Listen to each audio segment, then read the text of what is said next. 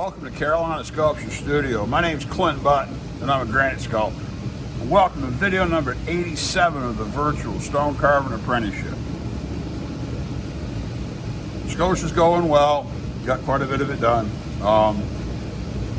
And I wanted to show you a couple things I have pointed out and talk about sharpening your tools, talking about your work habits, talking about your posture, everything, because this is when it really starts getting important. When you're doing this actual finish work where you're completing something, you got to be bulletproof. You got to be good enough to do it. And it isn't an accident, it's practice, it's hard work. And so I'm going to try to show you how I do some of this. I want to show you some of the benefits, the reason why these tools are shaped the way they're shaped. And I also want to talk about sharpening your tools for this part of the job. Now, when you're doing general rough out work, and you can refer back to the sharpening theory video with all my boards, with the different shapes on them and all this other stuff.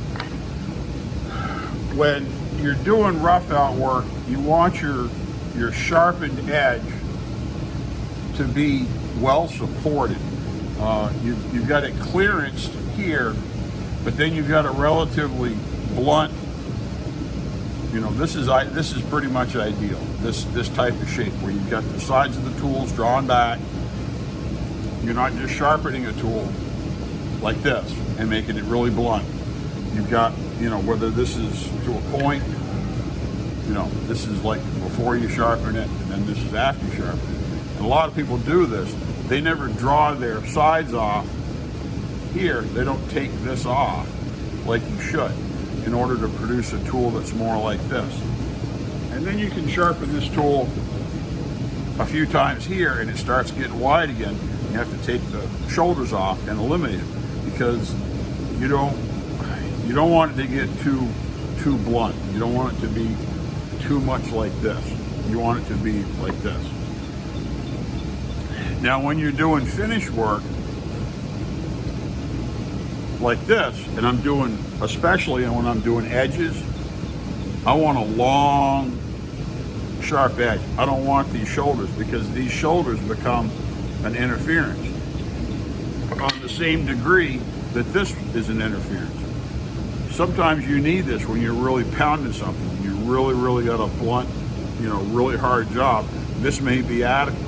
But once you start getting to finer and finer work, you have to go to a steeper and a lower. It's a lower angle when you're on your grinder or on your sharpened stone or on your grinder. It's a lower angle versus a high angle. But this will cause problems when you're carving this edge, because what will happen is as you lay down the tool, see if I can turn this so you can see it. When I'm carving this edge, if I'm carving like this, if I get too shallow, it will hit this shoulder and it'll work like a fulcrum and it'll ramp that tool out. I don't want that. I want it to be able to cut wherever I put it. And so this I can go with a very steep angle. If I go really sharp like this and I put a lot of force, it'll break this fragile end, okay? If I go at a lower angle and I'm careful, this will survive for a while and it'll round over, and then when I sharpen the tool, I have to make sure I keep my sides dressed all the way back. This is why it becomes really critical when you've got a tool that's got very short carbide, like this one. See if I can get up here. Can you see that? That's just got a little tiny bit of carbide right there on the very top. So I can use this tool to scrape on the interior just fine. But I don't want to put it on the edge, because if I put this on an edge and that little thin carbide breaks, it's a problem. Now, when you're sharpening these tools, the way I build my chisels is I put a piece of carbide and I use this brazing rod. When I go back and buy more of it, I'll get the actual number of what it is. I just go and tell them I need more rods for different tools, and they give me a stack how many pounds I want, either with flux coated or bare. But when you're sharpening these tools on the grinder and you're sharpening them, this brazing rod provides the shoulder to support the carbide. When you get to an area where you're down at the bottom and you've got it shaped and cut away a lot, see, this has still got that double bevel. If I get it up there to see, this one's shaped like this because this is so short, and it's getting steeper and steeper as I use it. My other tools, I'm able to sharpen them and have them be a lot thinner, and I can make this closer to this to where I've got a very sharp edge, and in all actuality it is more like this, but this represents the thickness of the carbide. I'm down all the way to where it's so thin that there's nothing supporting it, and so I have to keep all that cleared back. Some of these other tools show it a little bit better, where I've got them drawn, if I can get that in there, where they're really steep. Now, when you start grinding these, and you can see this has still got like, almost half an inch, at least half an inch of carbide on. There's a lot of tool there. When you start getting down to the bottom, like on this round chisel, it's only got maybe a 1/4 inch. I can't go as deep with it with the bevel. When I start grinding it, I'll start hitting, you can see here real easy, where the carbide, see real easy, where there's steel here and then brazing rod here. Now this doesn't spark when you grind it. This does. So when you start dressing them down and you start sparking it, that's another indicator that you're down near the end of your carbide. You got to be careful. So I can use one just a little bit longer, and they got traded in, and I can only do rough out work with it because I don't want to be near the edge with a short carbide. But I wanted to show you how to set these edges in, and to understand that you need a lot steeper bevel on your tool. You need it to be a very low angle. If it's like this, that's only because that's the thickness of the carbide, and you still draw it back quite a bit in order to clear it up. And as you sharpen it, you don't just sharpen the tip, you have to sharpen and draw this all down to keep making the tool shorter and shorter. So what we're going to do, I'm going to put together, I'm going to try to show you how the square cross section of this tool matters, because I'm going to tell you and then I'm going to try to do it. In order to check the fit of the pattern, to get it where I want it to be, I've got to bevel this. Now I've got a red line drawn on the bottom all the way along, and that red line is an indicator for me. I have to take that material off just enough to get rid of that red line, and then I have to very carefully pare it away, and I'm going to use my chisels.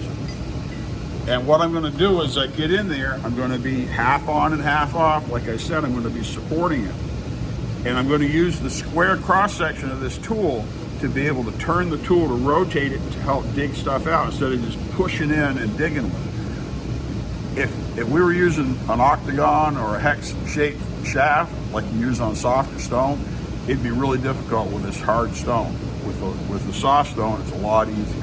So let me see if I can make sure I've got good angles on this, and to really try to show you what I'm doing, and then we'll show you a bunch of them. I'm going to tip this edge back. If I tip it with a bush chisel, it's very delicate. It doesn't impact or injure the surface a lot. So I can get I put about a 45 degree, and I go back to approximately where I want to end. And then I just don't touch it, and I just pare it away. But I'll have to cut some off, relieve it, cut below. I have to be careful that I don't take too big of a cut and then have something pop off, because I basically got to go back not quite a 1/4 inch here and not quite a 1/4 inch here, and then this middle, you can see, is just about perfect. It's just enough to shave it and clean it up. So let's see how I can get the camera angles and see if we can make this work. Just cut some stone.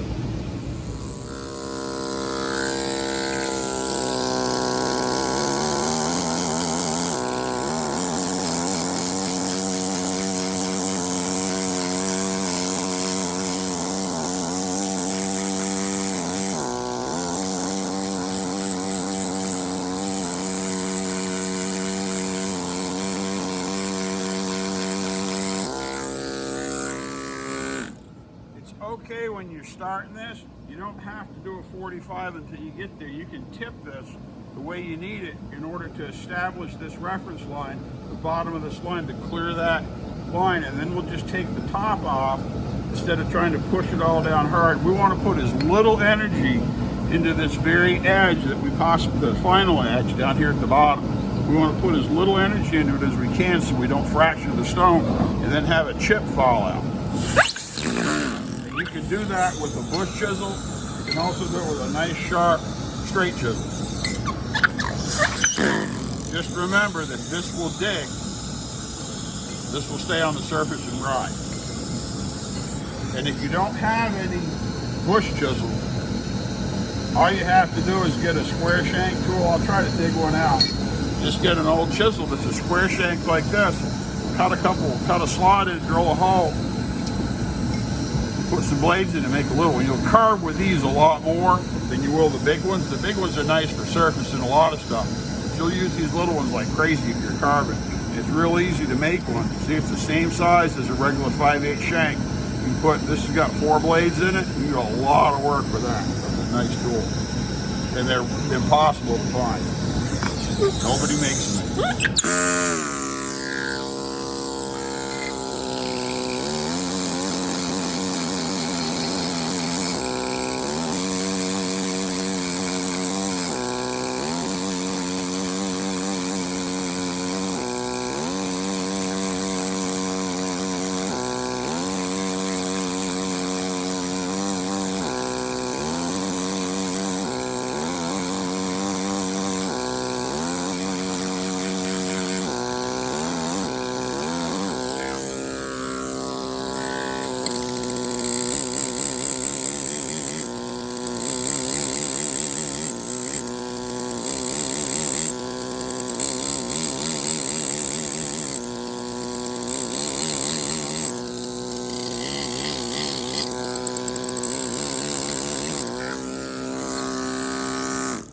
Don't overcommit and go too deep. You'd rather have to pull that last little bit off to match the pattern so it matches the rest of your scotia. Okay? Get it close. Just reference. Just eliminate that. This red line is where I'm doing it. And now I've got to cut away in here to relieve it so it's got a place to break too easy, so I don't have to push here and hope and have the energy pop an edge off.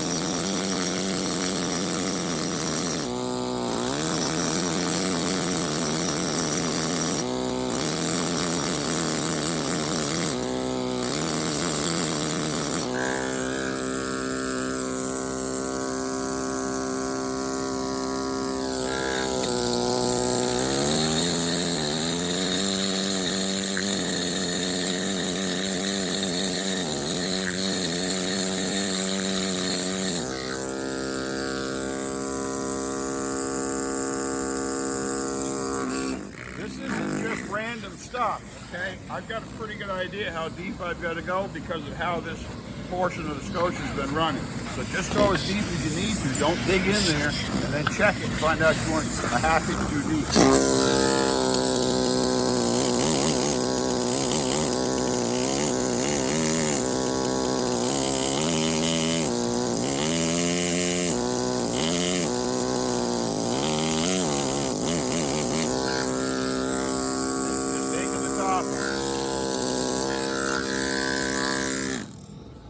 Now this is where you get into holding the tools, but you hold them with your fingers. You don't grip them like this. You use your finger strength, your fingertip strength. You got to have a lot of finger strength to do this. That's part of why I don't like those stupid gloves, because you can't feel anything. And as long as you're just flogging on stuff and it doesn't matter, they're fine. But if you're trying to have actual dexterity, it's an issue. Now we're going to go in here and we're going to shave this down very carefully. See if I can get the camera closer. I'm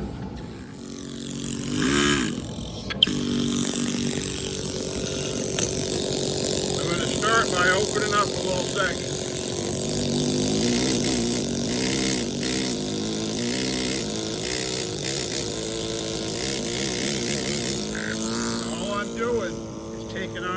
top edge. This is a bevel, and then I cut in, and I'm taking that off and reducing it. And I'm going to be using the chisel, and I'll use the flat to be able to cut in and rotate, to walk the chisel off, to impart no energy below. I want to put all the energy above. I want to walk it up, and I'll slowly shave it off.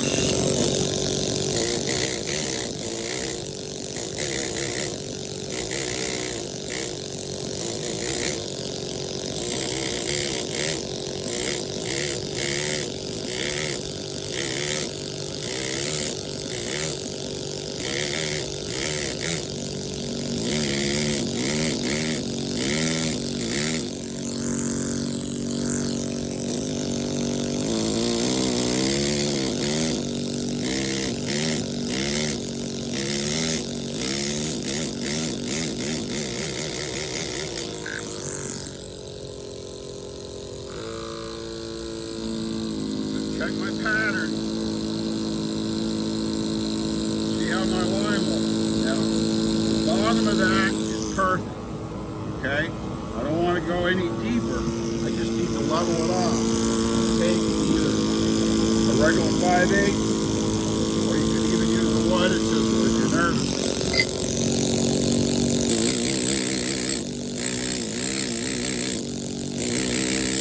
Now the goal with this, all right, you've heard me cuss about blowing corners off.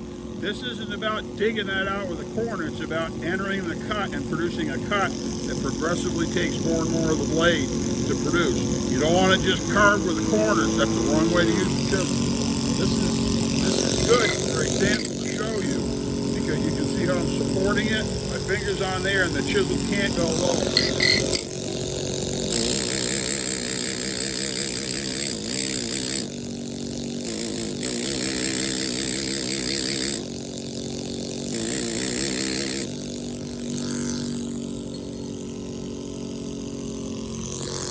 I got to keep this interior cleaned off, so I've got somewhere to go with this.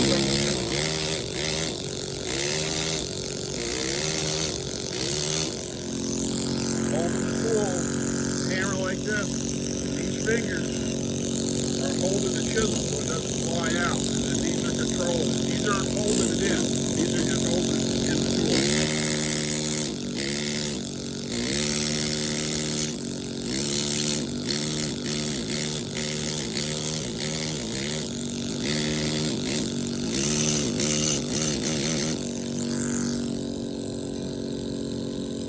Now we're going to use a straight chisel to tear that down.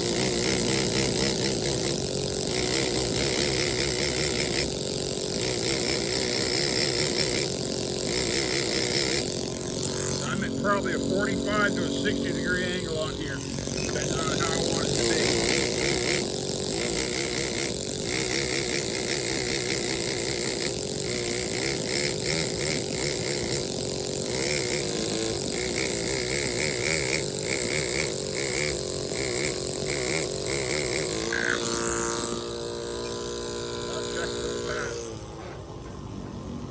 Just barely won't go on. That's great. It's looking really good.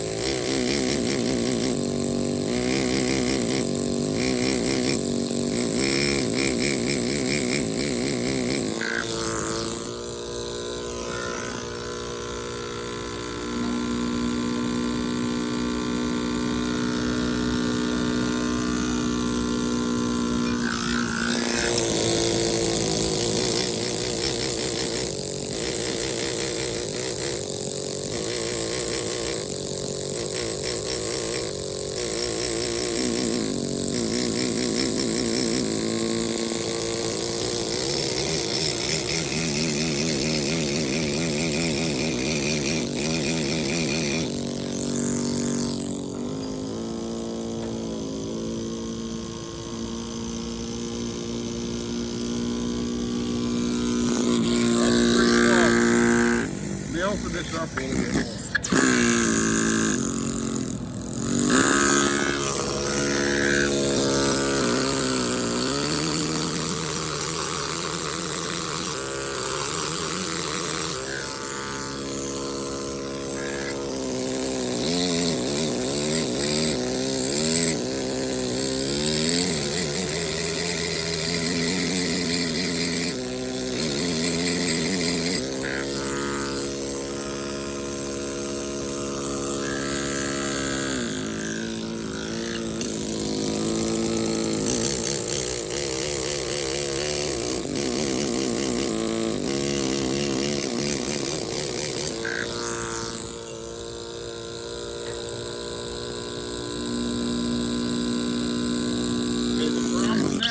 with it sitting. Move the camera. All right, let's see if this works. You got to be careful with your patterns not to drag them on the rough stone. You need to place them. Now, what's happening now is this pattern is hitting at the top. Now, I can look down here at the bottom and see that I'm out about a 1/4 inch. And I can also sight down my edge and see that I've got to go about a 1/4 inch to be in line. So I'm going to go ahead and tip this top edge to match this so it can be in line. Then we'll have to shave this down. I'd rather go 3/16 for 7/32 than a full 1/4 inch.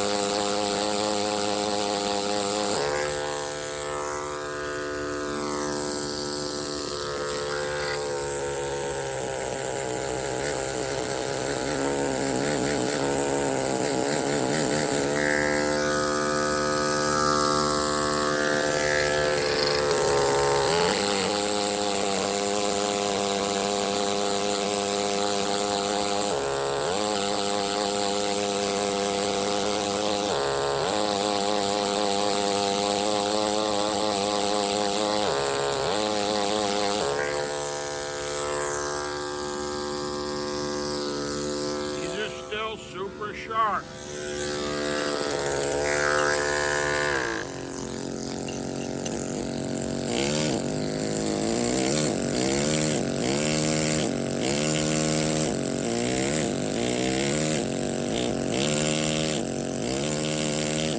See, by turning this tool, I can shave it and tear it right up to that polish. Instead of cutting it, if I cut down into the polish, it's going to stun it on both sides.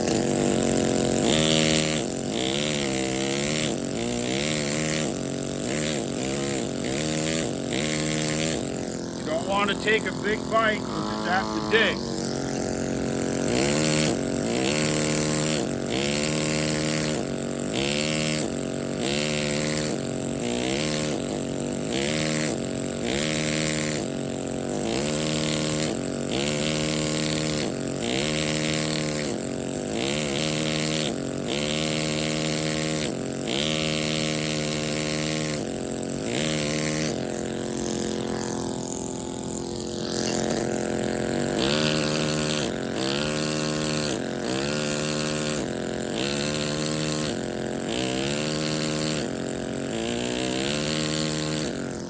Now that it's pared away, I can start just below, and I can draw the tip across and move it back just a little bit more. Instead of trying to place it on the edge where it's apt to dig one way or the other.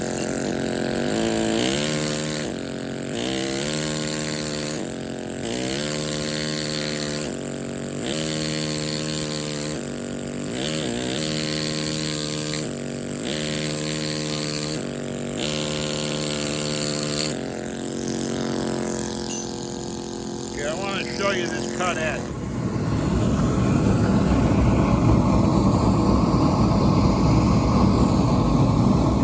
Can you see there's no chip?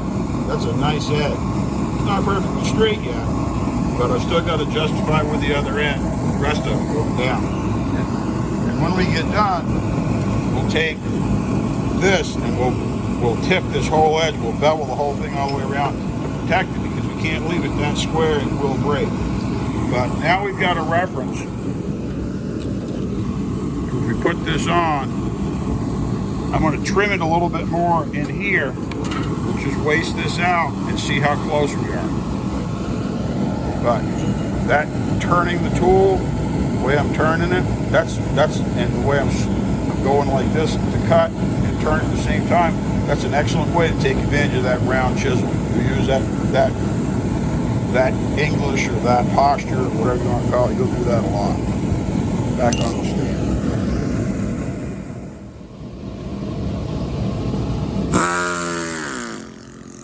Now, we know that this is pretty much at the finish level.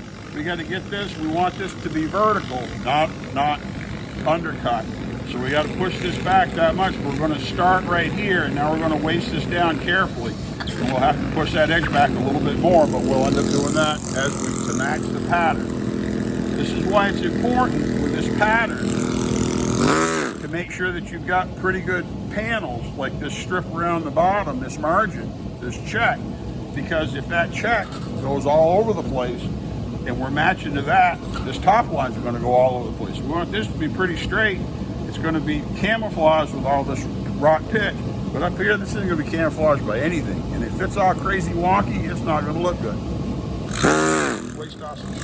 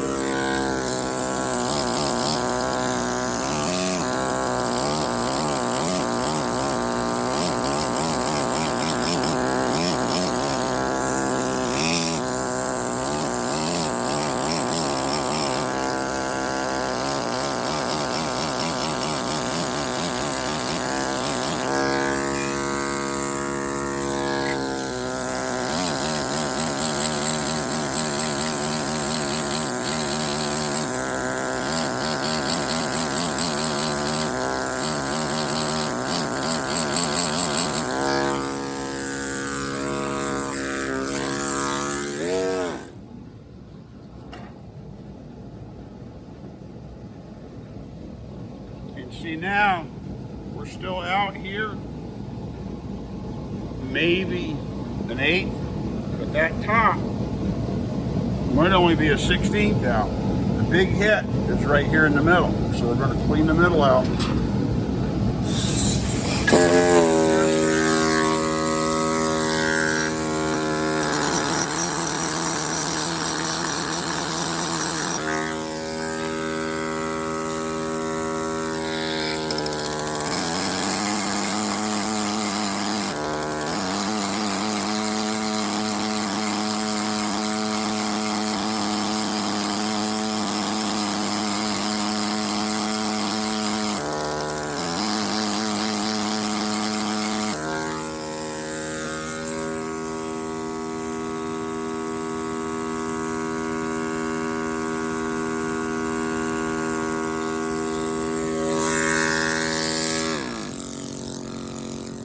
Sharpen your tool, stop it sharpening.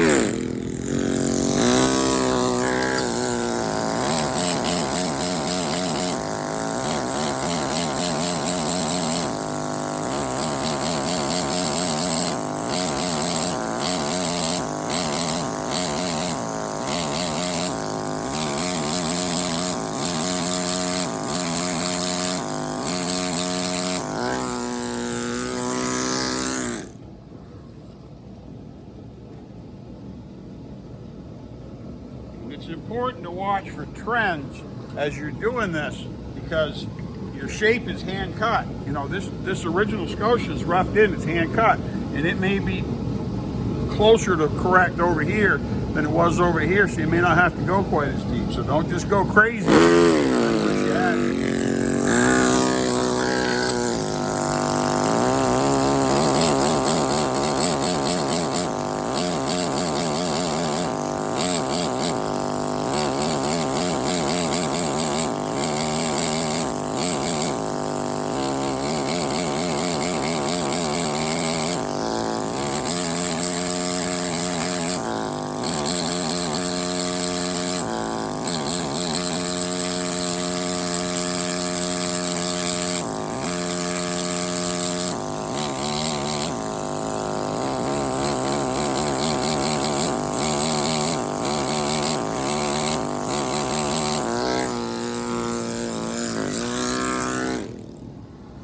To blend everything so that it matches. See, we still got a little bit of depth right here and a little bit right there. This top edge, we want to get it pretty close, but remember, we're going to bevel it, we're going to tip it, so we'll end up losing, you know, 1/8 of an inch each way. And by the time you do that, we'll scrape the edge and get it close, but we don't have to go to the very top and make it perfect, and we're just popping it out because we're going to tip it anyway. So the stone doesn't break.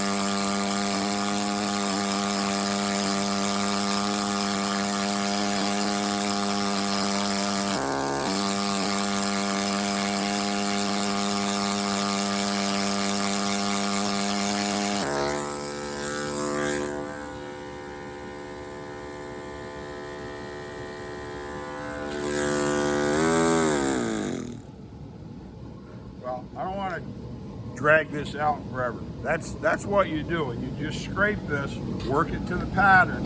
I've got just a little bit more to go. Not even 1/16 of an inch to go right here and right here, and that'll sit tight, and this will be tight at the top. So it's coming really well. See if I can wrap it up.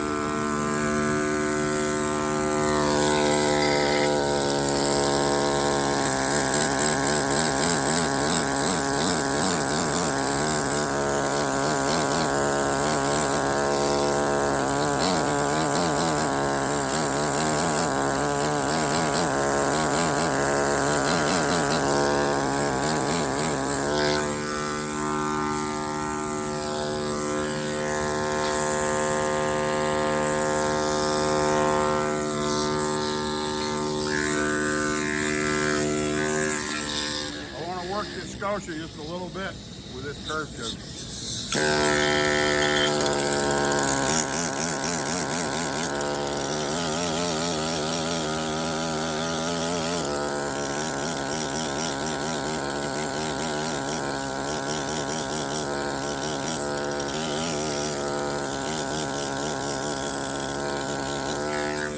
Now clean it off.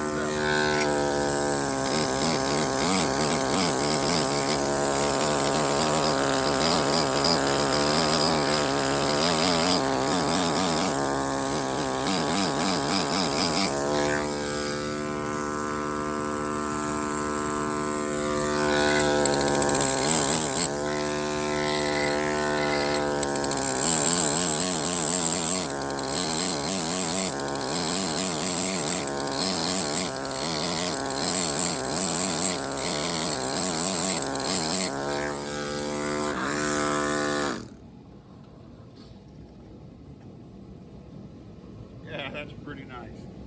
All right, I got to wrap this up. This video is going to be a pain to fix on my computer.